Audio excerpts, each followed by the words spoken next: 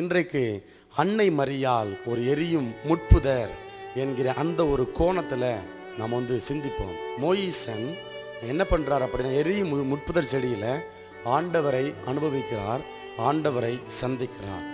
பாருங்க, அங்கே முட்புதர் எரிகிறது, ஆனால் கருகலை. அந்த இடத்துல ஏன் அந்த கருகாமல் அப்படியே எரிந்து கொண்டே இருக்குது அப்படின்னு சொல்லி அங்கே மோயிசன் பார்க்க போகிறாரு.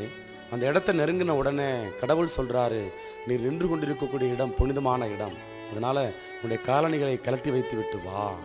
பிரியமானவர்களே, இப்போ அன்னை மரியாள் என்ன பண்ணுறாங்க அப்படின்னா, ஒரு எரிய முட்புதராக இருக்கிறாங்க.